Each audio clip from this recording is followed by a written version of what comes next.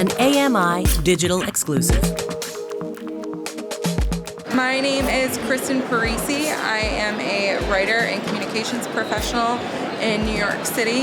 And we're here at South by Southwest, where I recently did a panel on ableism and disability representation in the news. So to me, ableism in media is kind of a number of things. The biggest thing is kind of when people with disabilities are in the news, how we're represented, if we're portrayed in ways that perpetuate kind of negative stereotypes, if we're portrayed as inspirational stories or people that are needing help, literally charity cases. And so I think media in general, right, everything is about being young and healthy. And if you have a disability, that's almost perceived as unhealthy when really that's not the case. Things are against us because we've had a history of ableism since pretty much the dawn of time, right?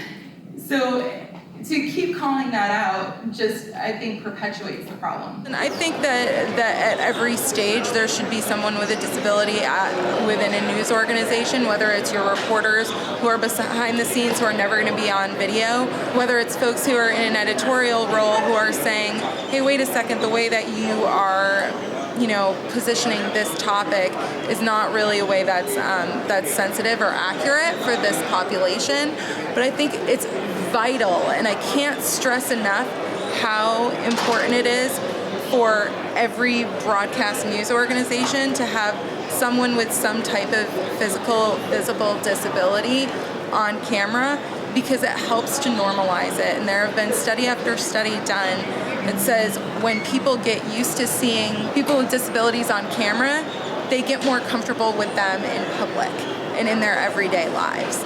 And that's a huge power that every news organization has to them. And just like race and gender and sexual orientation equality have been a huge priority for CNN, for NBC, MSNBC, CNBC, Bloomberg Business, every single one of them, diversity has been so important, but disability is never part of the conversation when it comes to diversity in news.